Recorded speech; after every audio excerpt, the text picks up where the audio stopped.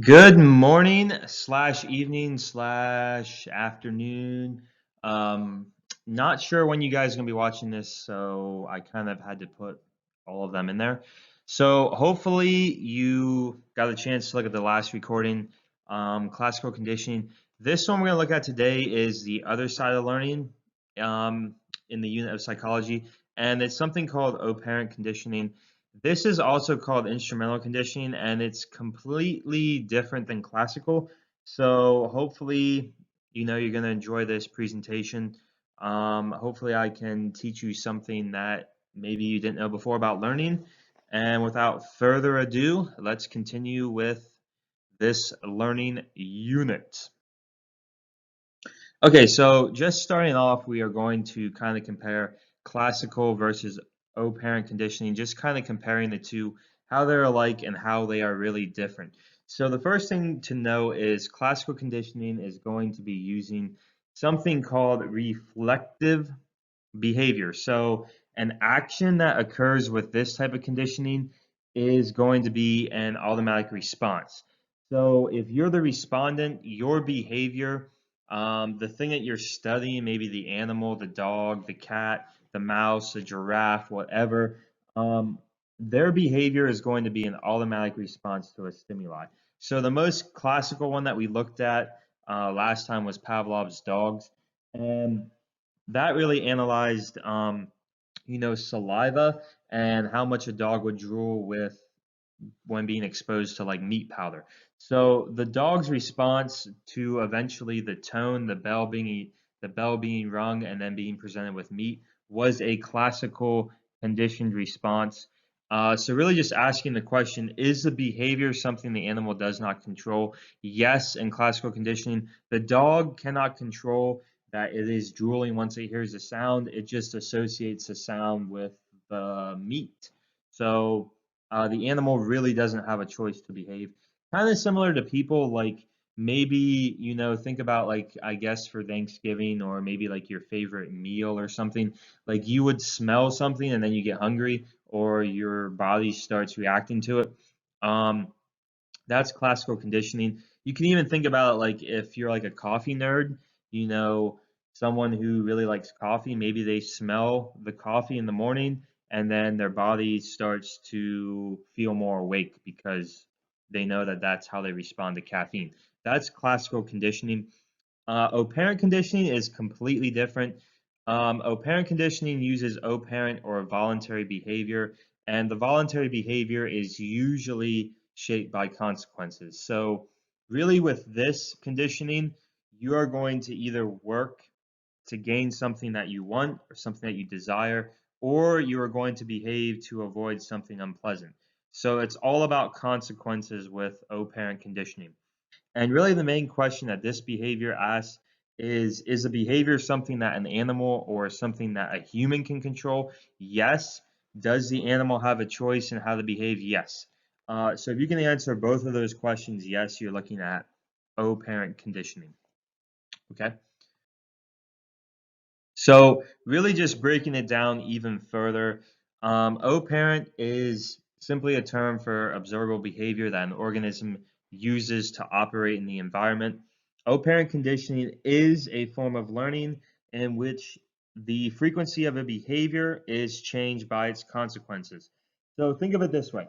The more often you are rewarded or the frequency will increase, so the more it happens, the more likely something occurs and is reinforcing to the subject, the more that the subject is going to do it. The frequency is going to decrease if the consequence is not reinforcing or punishing the subject. So, someone who is behaving in a certain way, they're going to continue to behave that way if it's going to be reinforced. If it's not being reinforced or it's being punished, their behavior is going to decrease. So, in other words, just simply, kind of simplifying my word garble right now is, people work to earn rewards and really avoid punishments. Okay. So, looking at this experiment, we're going to look at one of the famous theorists of kind of the O-parent conditioning. And this guy has one of the coolest names. I don't know why, but I just find it pretty interesting. Edward Thorndike. He is going to really look at all of this stuff, and he's going to publish it in his Law of Effect. And within his Law of Effect, he's kind of going to just summarize what we just talked about. Law of Effect is his idea that behaviors with favorable consequences will occur more frequently, and behaviors with unfavorable consequences are going to occur less frequently. So, really, just simply rephrasing what he's saying, responses are stamped in or they are ingrained into someone through rewards, and they are going to be stamped out by punishments. So, he really looked at this idea and he kind of put it in with something called his puzzle boxes. So, he ended up creating a bunch of boxes, kind of almost like little cages or like crates. And he started putting cats into them. Okay, so he figured out that if he puts cats into these boxes, these puzzle boxes, and really tries to get them to earn a treat when they're successful, then they are going to kind of learn how to respond positively. So really simply, he attaches a string to a latch that is going to be released, and he started charting the length of time that the cats are able to get out of the contraption.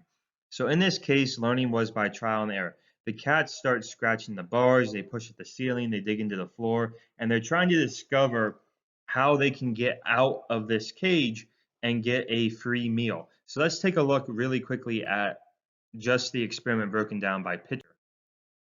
So here you kind of see the cage that he would put the cat into. The cat is put into a box with the food reward outside. So the cat is trying to figure out how to get out there to get a little nibble from the, it looks like a tuna, I guess. Yeah. So the cat is trying, to figure out how to get a piece of tuna, and he's learning the learning's not going to be immediate. Like he's not going to immediately learn how to get out of the cage, but eventually he starts learning by pushing different things and kind of figuring out that, oh, hey, this lever that is attached to a string is going to open up the door and I can get out and get some food. So that was Edward Thorndike's really main experiment, these puzzle boxes, and this is all his kind of theory, law of effect. Okay, the next guy you need to know is B.F. Skinner. He is probably the most famous, I guess you would say, like theorist from operant conditioning. He became famous by learning all of his concepts through work with rats and pigeons. And he mainly did this from the 30s to the 60s, and he's going to start to develop fundamental principles and techniques of operant conditioning. All right, his main idea is called radical behaviorism, which is really saying that internal factors like our thoughts, our emotions, our beliefs could not be used to explain behavior. So he said, look, you can't look at people's thoughts or their emotions or even what they believe to really see how they are going to behave in certain situations. And Thorndike agreed with him. So these two are kind of going to work together and they're going to really start to focus their studies on consequences. And this is what B.F. Skinner is going to be known for. He is mainly one of the most influential thinkers on behaviorism, and he's really looking at powerful influences on behavior are going to be consequences. So you're going to either do something to get a good consequence or a reward, or you're going to do something to avoid a punishment. Okay, so let's look in more detail about what he was kind of talking with there. They're really using Thorndike's law of effect as a starting point. He is going to develop his own operant chamber, also known as the Skinner box. So he's pretty much going to copy Thorndike's experiment here with cats, only he's going to use, mice and rats to kind of analyze different things. Um, Similar kind of thing. From his studies, he's just going to learn that animals are going to begin to act in certain ways to get a reinforcer like food or water. So they're going to push a bar, they're going to stand on the keypad, they're going to push certain things to kind of get, the response that they want or the reward whether that is food or water. Okay, Skinner's gonna take it even further and even creepier, maybe, um, when he makes an air crib. So this is a room. This is actually all a true type of story. Skinner did make a room, actual crib for his own daughter. Um, I believe it was his second daughter, and this was made like in the 1950s. So this is all real. He actually kept his daughter in there for about 2 years. And this is a climate controlled environment, and he really thought that this would protect his baby from the harsh climate. So Skinner lived in Minnesota, and if you know anything about Minnesota, I don't know.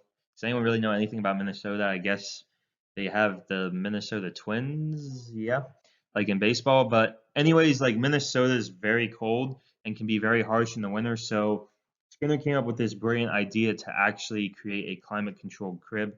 Interestingly enough, like I think 300 families actually bought this. So it is estimated like in the 50s, about 300 kids were actually raised inside this crib. So maybe, go home, maybe ask, your parents or I don't know, grandparents, maybe if you were ever raised in a Skinner air crib. I don't know. You might have been. Um, just from recent studies, though, even if you are, or even if you were, don't be too alarmed because studies have shown that the babies were not affected in any way by being raised in these cribs. Okay, so just a simple kind of reinforcement that we're going to look at really quickly. So this is a kind of an example. I think this is from your book. It might be from an earlier book. Um, but it's just showing you a simple example of oparent or instrumental conditioning. So you have a baby, Terrell. He's going to be smiling. This is an accidental response. He is not going to be doing this on purpose. He's just smiling. He's happy. He's joyful. His father sees him smiling and he goes over and he picks up Terrell and he holds him. This is reinforcement. So Terrell, as a kid, is learning, okay, if I smile, right? If I'm there being happy or I'm smiling, my dad's going to show me attention. He's going to pick me up. This is going to reinforce Terrell's smiling. So he's going to continue to smile. This is a deliberate response now because he knows maybe if I smile often, my dad's going to come over and pick me up. So this is just a simple type of example of reinforcement. We're going to look at several more as we go on.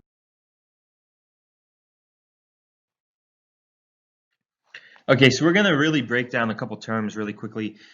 So these are really important to O-parent conditioning. You have to kind of know these, and we're going to go over these multiple times. So by the time I'm sort of finished, and by the time we look over this in class, hopefully, you're probably going to be tired of hearing about it. You're probably going to be having nightmares about it. But it's something that I think is really important that we have to go over, at least for this unit. So first term we're going to look at is positive reinforcement. Positive reinforcement is something being added to increase a behavior. So a reinforcement is going to be something that strengthens a behavior, and a positive stimulus is going to be something that is added to strengthen that behavior. So when you combine those two things, you have positive reinforcement, something added that is going to increase a behavior. And we're going to look at a couple examples. Some examples, like a positive reinforcement, you could say, if you have a dog, petting the dog whenever you call to the dog, that's going to be positive reinforcement because the dog knows as soon as it gets called, it's going to be petted. You getting ice cream for eating all of your food. If you're a baby, maybe you were like a picky eater. I don't know if anyone was ever like a picky eater. Um, but I do know some families like they would say, well, if you eat all of your food, if you eat carrots and you eat your spinach and you eat your mashed potatoes and stuff, then you can have some ice cream afterwards. That's a positive reinforcement. You are strengthening the behavior. You're hoping that the kid or the child doesn't become a picky eater for much longer and they can eat all of their food. Okay, negative reinforcement. This is a negative stimulus, so something being removed, but the behavior is going to be strengthened. So negative reinforcement, a couple examples of this, you could say, and probably everyone does this. If you don't do this, or you didn't do this once in your life, you're probably lying. just pushing the snooze button on your alarm clock when you wake up, that's negative reinforcement. You're removing the alarm, so you're negatively removing something, but you're strengthening the behavior. You know when you hit that snooze button, you're going to be able to sleep longer. So that's actually negative reinforcement. It's going to be an increase in your behavior, but you're removing the sound of the alarm. A couple other examples of this, you could say fastening your seatbelt in your car. Like if you have a car alarm or something in your car that beeps every time, when you have to put the seatbelt on, you are going to put that seatbelt on quicker just to get rid of that alarm. So that's a negative reinforcement as well. Let's look at punishment really quickly. Positive punishment, this is something added that decreases the behavior. So an example of positive punishment could be spraying water on a pet. You are adding, like maybe your dog or your cat, likes to, I don't know, jump on the table or something if you're at home and you don't want it to do that anymore, so you have out a water bottle. You are adding that water bottle and squirting the water at the cat or the dog to weaken the behavior, so maybe they won't jump up anymore. So spraying water on the pet, um, even like if you're late to practice, like if you do a sport, adding extra laps. If your coach adds like extra laps, like you have to run around the gym more or do like suicides, like those crazy runs back and forth. Um, for being late, that is a positive punishment. The coach is adding that punishment to you to hopefully weaken the behavior of you being late to practice all the time. Negative punishment, again, you are going to remove something to weaken behavior. Examples of this, maybe you show up late at night, your dad or your mom put a curfew on the clock. You're supposed to be in by like 10 o'clock, and you show up at 10:30. No, no. Um, I know no one ever did that before, right? But anyways, you show up late and maybe your parents are like, well, you're not going to have your phone anymore because you're late. You lost your phone privileges for, I don't know, a week or something.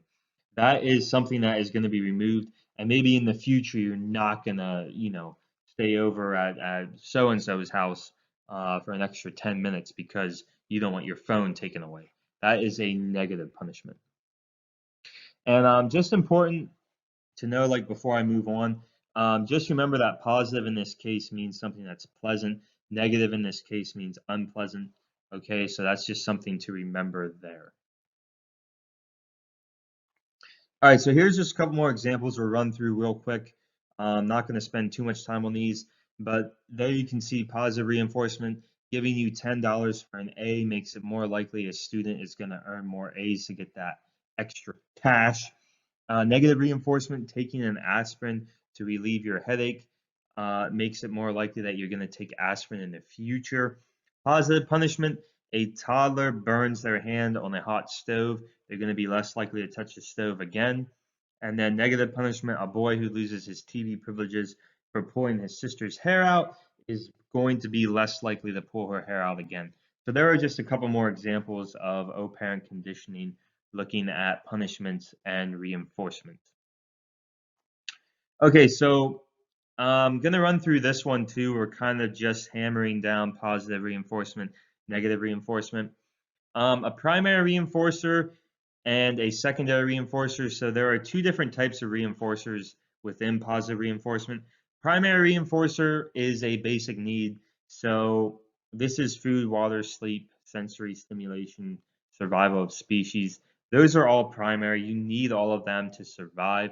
A secondary reinforcer is something of personal value. So this could be money, tokens, approval, status, self-esteem. These are both types of positive reinforcements. These are things that you're going to do to kind of get a reward. Negative reinforcement, so these are ones that you are really going to focus on removing. You're going to be removing something, but the behavior is going to be increasing. So some keywords just remember with negative reinforcer: prevent, avoid, stop, remove, or other synonyms like that. Um, just some examples here and something to remember. Taking pills, applying ointment, undergoing therapy, etc. These are all negative reinforcement. These are all things that are going to be, something's going to be taken away but the behavior is going to increase.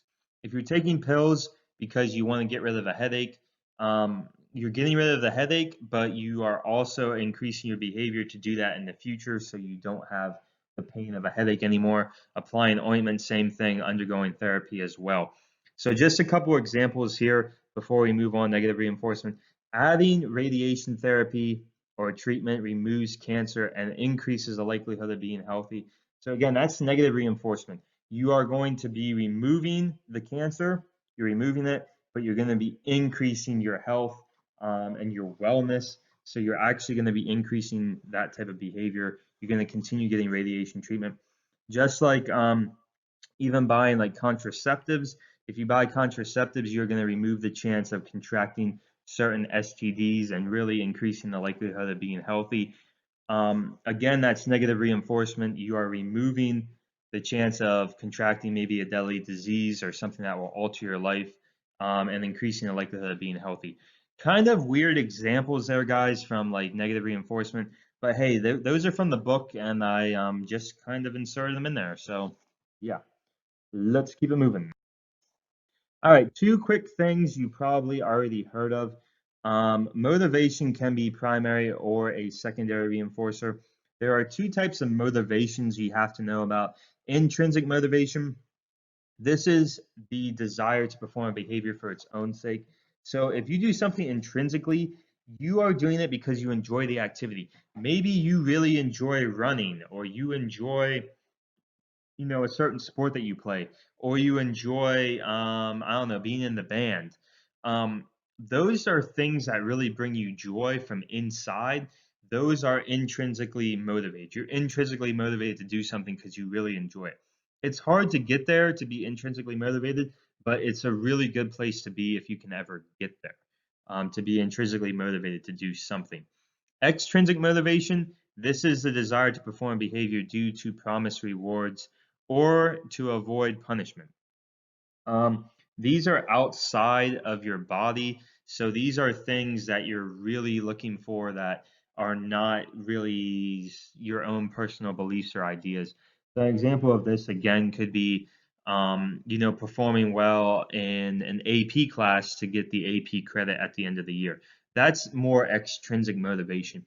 You're not really interested maybe directly in the AP class per se. You're more interested in achieving that credit and maybe saving money at college or, you know, having time to take another class.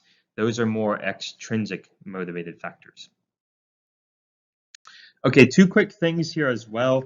There are two types of negative reinforcement you have to look at. The first one is escape negative reinforcement. And I know there's a lot of information on this one slide, so let me just kind of break down what escape is really simply without reading all this. An escape negative reinforcement is just like it sounds. You are going to increase a behavior to end an unpleasant response sooner. So, for example, when Todd is a child, he would cry when he was spanked. He started crying earlier and earlier during the spanking because his mother would stop crying. The response terminated the adverse stimulus of being spanked. So if he cried sooner, if Todd learned to cry sooner, he learned that he would not get spanked as long. So an escape negative reinforcement, you're really looking to escape kind of the behavior. So it's going to be an increase of behavior just to end the unpleasant response sooner. And let me just highlight that really quickly. So you're going to remember increase behavior to escape from something unpleasant. All right. Um, Avoidance negative reinforcement. Okay, you're going to be increasing a behavior to avoid something unpleasant happening in the future. So, for example, Tasha is going to fill up the gas tank before she runs out of gas. She knows if she doesn't do this, she might run out of gas going home. There was a threat of an adverse stimulus, but the response is prevented from happening, really. Um, just one last thing to know, since escape involves an observable change in the environment, it's usually easier to see by casual observation. Avoidance, however, typically involves no change in the environment and an impending increase cannot be seen. So it's more problematic to really figure out like avoidance versus escape. if that makes sense. Okay, real quick, let's look at another example, just punishment versus negative reinforcement. Again, like I said, we're kind of repeating ourselves a lot here, but it's pretty important stuff. So I don't know if anyone ever heard of like a radar detector, but a radar detector is pretty much a device that can detect whether police are around or not and whether they are using their radar. So you can use these devices to kind of, I guess, avoid speeding tickets. So really, we're just going to look at the process of both. So when you look at punishment, the operant condition is both the same. You're going to be using this radar detector through the process of punishment. Um, to kind of figure out what your consequence is going to be. So let's say you and a friend, you are driving down the road and you use a radar detector to avoid maybe the police sirens or just to speed down the road, kind of figure out where the police are. Well, unbeknownst to you, you do actually pass the police and you're speeding. You're going 20 miles over the speed limit. The police sirens start going woo woo woo woo woo, right? And you pull you over, and they're going to give you a ticket. So the consequence is the police find out that you are using the radar detector. So you're going to receive a ticket. You're going to receive a fine for the illegal use of a radar detector. You're going to be punished. And the effect of the behavior is, you know what? You're not going to use a radar detector in the future because you know that if you use it, the sirens are coming for you, and you might receive a ticket, right?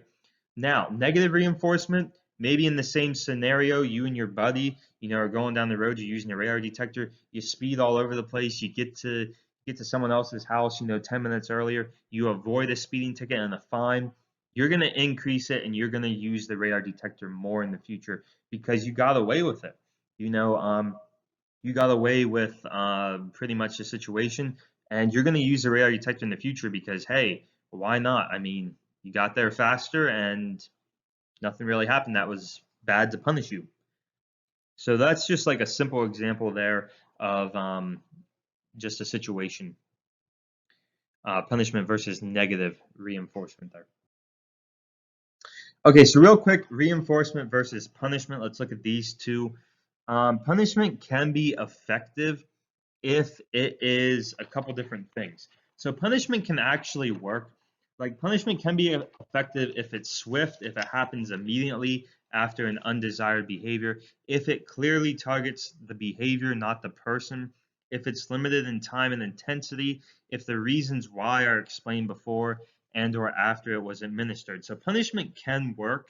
The problem is though, most of the time it kind of backfires. And you got to remember this, like if you ever have kids or, even if you're ever in the place of power, like maybe you're a boss or something, punishment is not always going to be really great. So punishment does have its limits. It can often trigger anxiety, lower self-esteem in people. It can lead children who are physically punished to use aggression to solve their problems. So someone who might be repeatedly punished, they're either going to fight back to avoid the punishment, or they're going to start punishing other people because that's how they see, how they solved things in the past, how their parents did it with them. They're going to punish other people. Punishment only tells you what not to do, whereas reinforcement is going to tell you what to do. So you're only going to be learning what not to do. You're not going to learn what you should be doing. It does not teach or promote alternative acceptable behavior, makes the subject apprehensive, inhibits learning, and is often applied unequally without equal treatment. So punishment overall, just a big overview of this. Punishment can work, but most of the time it's not going to be maybe the best avenue you want to go with. You're probably going to want to go with reinforcement if you can. Okay, again, I'm just going to kind of flip through this really quickly. We're just kind of repeating ourselves here a bit. But positive reinforcement, you are adding something that you do like, and the behavior is going to increase. Positive punishment, you're going to be adding something you do not like. The behavior is going to decrease. Negative punishment, you're taking away something you do like, and the behavior is going to decrease. And negative reinforcement takes away something you do not like, and the behavior is going to increase. So again, just a couple examples. Positive reinforcement could be giving yourself a treat or a vacation. Positive punishment could be extra laps by your coach.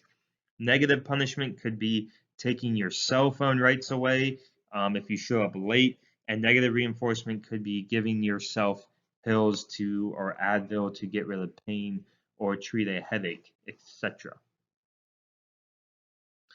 Okay, real quick, let's look at some reinforcers. So there are a couple different reinforcers. We do have an immediate reinforcer, just like it says. This occurs instantly after behavior. Is more effective than delayed reinforcement, and it is used in animal training a lot.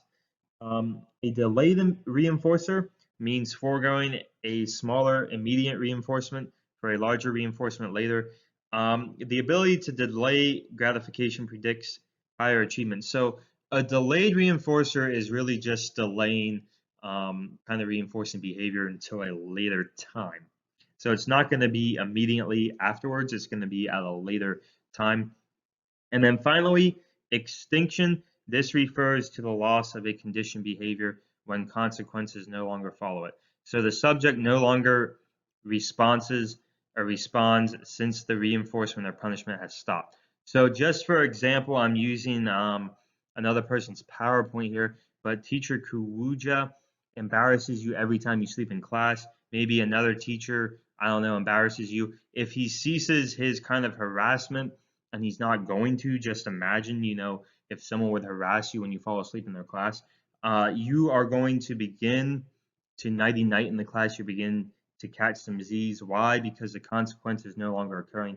So extinction will be a loss of a conditioned behavior when there are no longer consequences to kind of enforce it.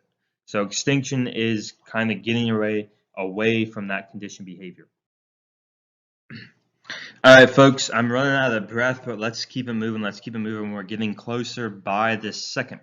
Okay, so there are three types of schedules of reinforcement. There is continuous, shaping, and partial or intermediate reinforcement. So continuous reinforcement, just like it says, is a schedule in which every correct response is reinforced. An example, a vending machine. Every time you put a quarter in, a can of soda, or maybe your cheese puffs or whatever, is going to plop right out for you. So learning is going to occur rapidly. The behavior will extinguish quickly once the reinforcement stops. Shaping, another idea. This is a technique where successive approximations for a new preferred outcome are reinforced. So really simply, this just means each step is rewarded only when correctly performed. Teaching tricks to animals. So just state it another way. If you get a reward such as food, you gradually guide one's behavior towards a desired result. So when you teach a dog how to shake, if every single time it shakes, you give it a treat, it's going to learn that I have to shake to get a treat. If you don't give it a treat, or if you ignore it, if it doesn't shake your hand, then it's not going to get a reward for that. That is kind of shaping someone, conditioning him. So the last one, partial or intermediate reinforcement, is in which some correct responses are reinforced. Now, there are four types of partial.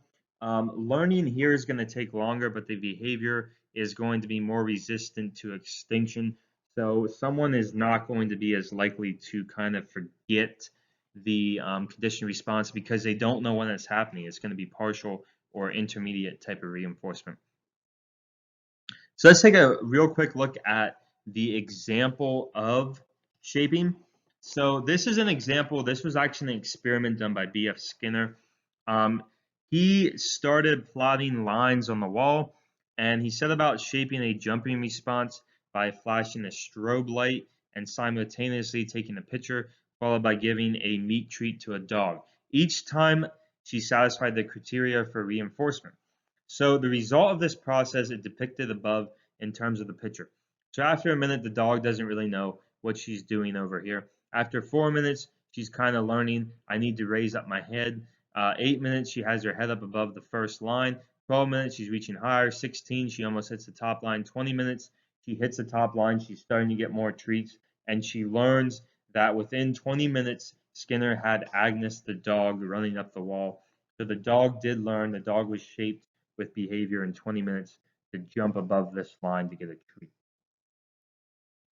All right, let's look at partial intermediate reinforcement really quickly. Um, Fixed ratio schedule, also known as FR. This is going to reward a response only after a defined number of correct responses. So think about it this way: you get like the image shows right below it. If you buy 9 cups or cones of ice cream of any flavor, you get the 10th one free. So after 9 cups of ice cream, you get the 10th one free. Um, that is a fixed ratio. It's a set amount of numbers until you can get reinforced for a behavior. Variable ratio schedule. This rewards an unpredictable number of correct responses, greatest activity, and the greatest resistance to extinction. So just looking at this, you can look at lottery tickets. You don't know when you're going to pull the number to maybe win $1 million, but your mind kind of thinks eventually I might win. So just looking at the graphic below, 1 out of 40 win $1, 1 out of 90 win $5, etc. You know eventually you might win, so you're going to be more likely to continue the behavior because you know maybe eventually I'm going to win something. Okay, fixed interval schedule is another one. This rewards only the first correct response after a set period of time. Once the set period of time starts to get closer, the activity is going to increase when the deadline nears. So, for example, Mike the Mouse plays at 3 p.m. every day because he knows that that is the time he might get a treat. The last one, variable interval schedule. Okay, this is going to reward a response after an unpredictable amount of time. It's a steady activity. So when you think about this, think about like a pop quiz. The pop quiz, is there more to life? Yes, no, I don't know. Damn it, I should know. I don't know, right? So you have no clue what the quiz is and when it's going to be given, but this is going to be a pop quiz. So you know at some point you might be rewarded for something. That's a variable interval schedule. So just again, kind of breaking it down, you have the fixed ratio, the variable ratio, the fixed interval, and the variable interval. So I just put these under a graph really quickly. Um, the top left corner, you see piecework and factories. That is the fixed ratio variable.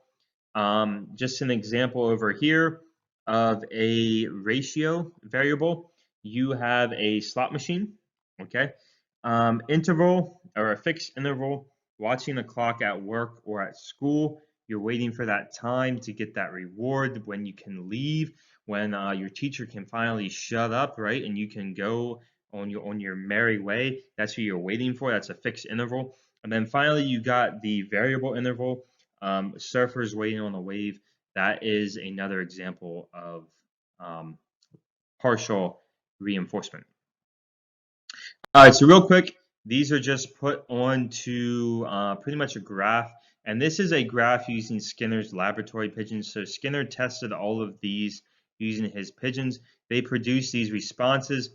Fixed ratio, you can see in the least amount of time, you're getting some of the highest responses. Variable, more time, but you're still getting the same, almost the same amount of responses.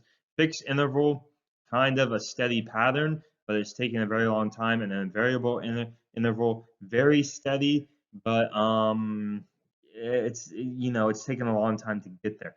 Important to know, fixed interval, again, you have rapid responding near the time for reinforcement. So really for people, as for pigeons, research linked to number of responses and ratio produces a higher response rate than reinforcement linked to intervals. So if they're ratio responses, the number of responses are a lot higher. Interval, not so much. Okay, so real quick, you can kind of look over this. We're kind of getting to the end of the presentation, so I'm not going to read too much about this. I might give this to you in class as well as a PDF copy. Just some differences between fixed interval, fixed ratio, variable interval, and variable ratio, and kind of their effects and stuff on behavior. So you can take a moment there, you can pause it, come back and look over that chart at your own discretion. Okay, 2 more terms, real quick coming up. I know I keep saying real quick a lot. That's like my catchphrase at this point. but I'm kind of, running out of breath here, so let's finish it up. Token economy, this is based on O-parent conditioning. So token economy is a therapeutic method in which individuals are rewarded with tokens, which act as a secondary reinforcer. The tokens can then be redeemed for a variety of rewards.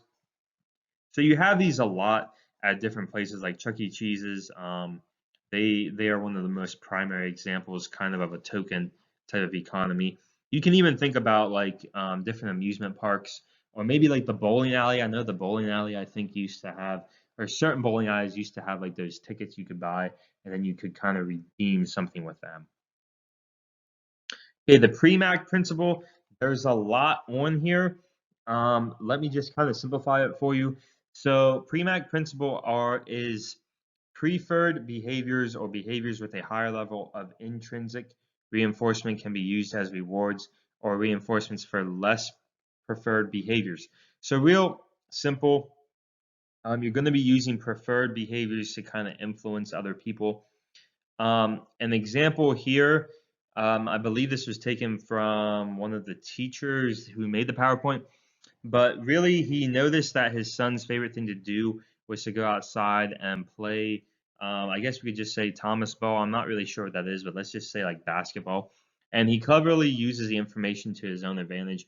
When he saw Preston does not like picking up his toys, he reinforced him for doing this chore by giving him a reward of 5 extra minutes outside playing basketball. This reward gives Preston the extra motivation he needs. Had he offered him something less interesting, like maybe playing the xylophone, the reward would not be as interesting.